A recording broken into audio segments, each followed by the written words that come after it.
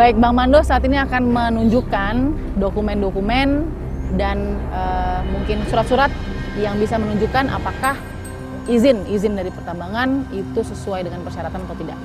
Bagaimana Bang? Ini apa yang kita lihat? Sekarang kita sementara melihat soal surat Bupati Konawe Kepulauan Ya. tentang menunjuk ke Gubernur Sulawesi Tenggara, Ya. ditunjuk ke Gubernur Sulawesi Tenggara soal pencabutan izin usaha pertambangan. Namun sampai saat ini Gubernur Sulawesi Tenggara Ali Masih belum pernah merespon surat ini. Oke, Ini sama sekali kejadiannya tahun 2018 bulan September. Oke, intinya untuk Pencabutan izin usaha pertambangan di Konawe Kepulauan. oke, jadi tidak digubris. Tidak gubris. Oke. Bahkan bulan Maret kemarin 2019 Wakil Gubernur Sulawesi Tenggara Lukman Abu Nawas menyampaikan di depan masa aksi kurang lebih 10.000 masa aksi bahwasanya dalam 10 hari semua izin usaha pertambangan akan dicabut. Namun faktanya itu tidak pernah dilakukan. Hanya 9 izin usaha pertama dicabut, akan tapi 9 izin ini kan sudah kadaluarsa, sedangkan 6-nya tidak dicabut, akan dievaluasi. Namun hasil evaluasinya saat ini belum pernah disampaikan ke warga. Waktu penerobosan pertama milik lahan Abarudin, itu pemerintah kita Gubernur Sulawesi Tenggara Ali Masih, dia seolah-olah berbicara seperti pihak perusahaan atau humas PT Gemakers Perdana. Berarti dalam hal ini Gubernur Sulawesi Tenggara dia bukan memihak rakyat atau masyarakat Baboni yang notabene menolak semua aktivitas pertambangan, akan tapi dia berpihak ke perusahaan. Oke. Ada lagi soal surat pernyataan dari Dewan Perwakilan Rakyat Konawe Kepulauan. Mereka membuat surat pernyataan bahwa mereka menolak aktivitas pertambangan. Oke, DPR-nya juga menolak. Ada suratnya menolak. juga. Rekomendasinya ada. Oke. Tapi menjadi pertanyaan kan permasalahan di sini. Gubernurnya, DPR sudah menyurat ke gubernur untuk mencabut izin. Masyarakat sudah. Masyarakat sama halnya. Bupatinya juga. Gubernur kok tidak menindaklanjuti dari surat-surat itu? Jadi semakin banyak pertanyaan dari benak masyarakat ya, Mawoni kepada Pemprov pada hal ini. Nah, soal AMDAL ada yang diriset atau lain-lain mungkin dari AMDAL juga waktu pembahasan tahun 2019 bulan Februari itu ada kecenderungan pengalihan fakta di lapangan. Itu perlu direvisi dan bahkan juga konflik sosial di masyarakat. Itu yang menjadi pertimbangan di dalam pembahasan AMDAL. Tapi dalam pembahasan AMDAL di Dinas Lingkungan Hidup Provinsi itu tidak digubris. Baik. Jadi pertanyaannya, ketika ada konflik yang terjadi di masyarakat, ada sesuatu yang terjadi, siapa yang bertanggung jawab di sini? Dan saat ini 27 warga telah dilaporkan, siapa yang bertanggung jawab? Oke. Kan seperti itu. Itu catatan penting dari catatan warga juga yang sudah dikumpulkan dokumen surat pernyataan dan mungkin beberapa insiden-insiden yang terjadi yang akhirnya kemudian meminta pertanggungjawaban dan juga jawaban dari Pemprov tentunya.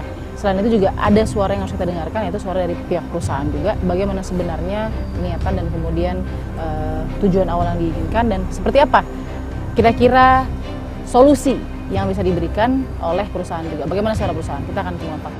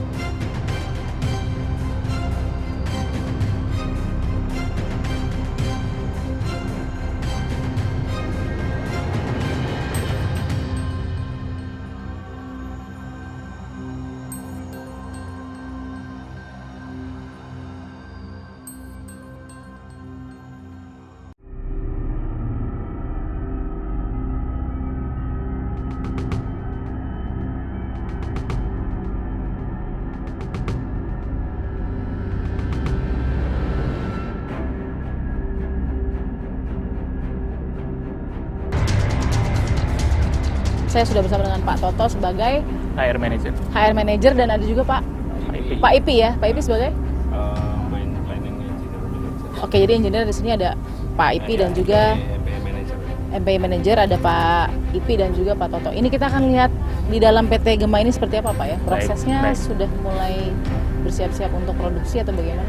Jadi untuk saat ini kita masih dalam tahap konstruksi ya. Jadi kita akan saat ini kita lagi membangun JP untuk rencana pengapalan kita.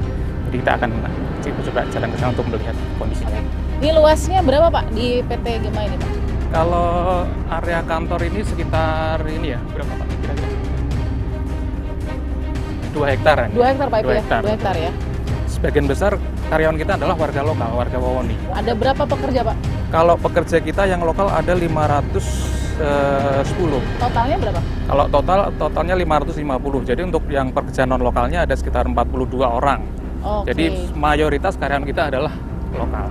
Untuk rencana pengapalan kita nanti di sini. Di sini. Betul. Jadi nanti setelah menambang begitu ya? Ya.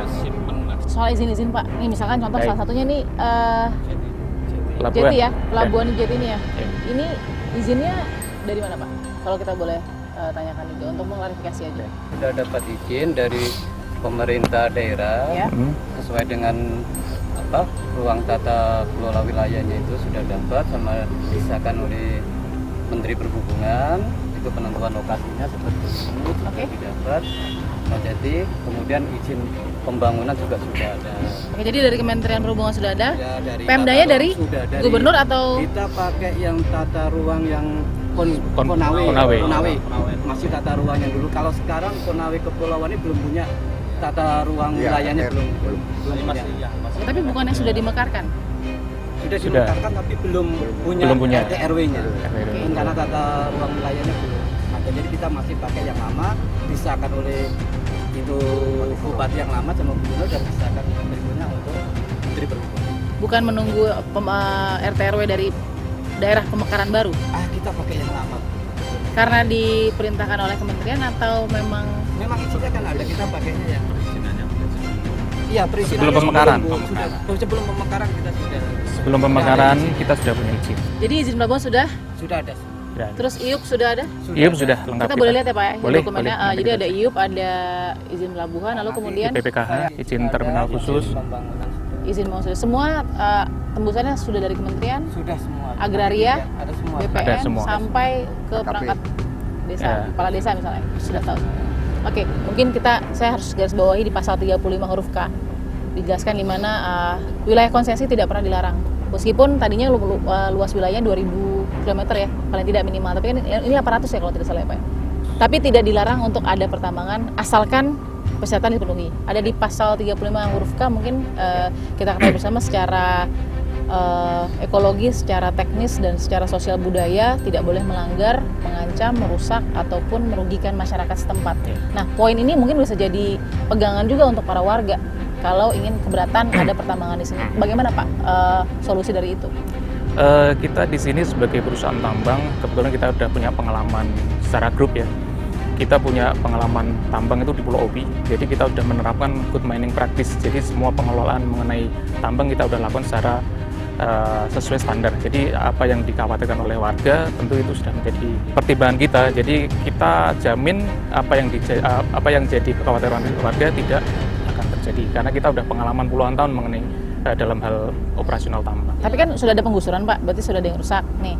Paling tidak gitu Pak, Ya. tanaman mau nggak mau ini kan kenyataannya kami melihat fakta di lapangan ketika ada penggusuran ada beberapa pohon ya pohon-pohon kebun dari warga yang sudah tumbang, tanah yang sudah terbuldos dengan ekskavator dari PT, belum lagi dari PT GKP, belum lagi kemudian mereka yang mengeluh ini belum ada proyeknya saja debunya sudah ada di ujung-ujung cengkeh kami, belum tanaman pala dan itu kan masuk dalam kategori, mohon maaf ya Pak, kalau kita bicara bahasa undang-undang nih pasal situ merusak dan merugikan masyarakat secara sosial budaya, ekologi dan juga teknis. Jadi gimana nih Pak?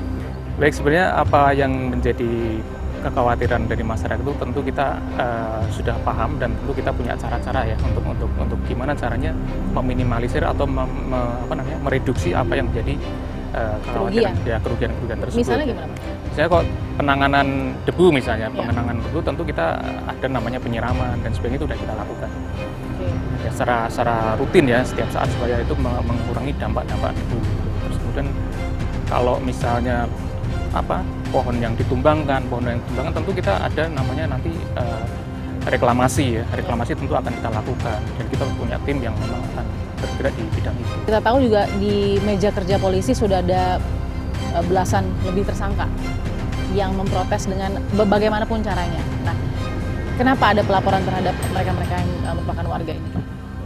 Sebenarnya kita melaporkan bukan karena mereka protes terhadap kita ya, tapi memang ada kasus-kasus yang memang harus kita laporkan ke polisi karena ini terkait dengan indikasi kriminal gitu. Jadi ya biarlah dari pihak kepolisian yang akan menyelesaikan masalah ini.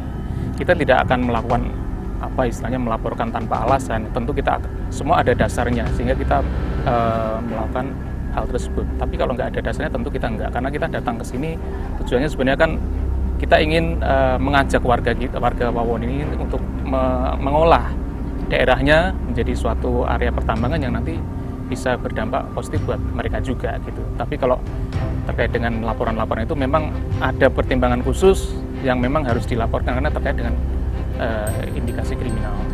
Jalan hauling tadi untuk kemudian pertambangan itu tetap diteruskan walaupun ada kiri kanan konflik warga penolakan, tetap terus atau bagaimana? Sebenarnya kalau dibilang konflik, kita ini mungkin bukan belum konflik menurut saya ya. Jadi kita ini hanya belum sepaham saja. Ya, selama kita belum sepaham. Kita tidak pernah merasa punya konflik dengan masyarakat. Jadi kita datang ke sini mau mengajak masyarakat untuk ayo mengolah daerah ini untuk menjadi suatu daerah tambang yang berguna buat masyarakat. Ada sebagian kecil warga yang mungkin agak sedikit kurang sepaham. Nah, itu tugas kita untuk bisa sepaham dan nanti kita bisa bahu membahu di sini membangun Wawon ini dengan tambang. Pak Toto, terima kasih banyak sudah memberikan analisanya juga. Kemudian Pak Ipi juga sudah memberikan informasi. Terima kasih. Kita masih akan lihat lagi bagaimana fakta-fakta berikutnya. Tetap bersama kami.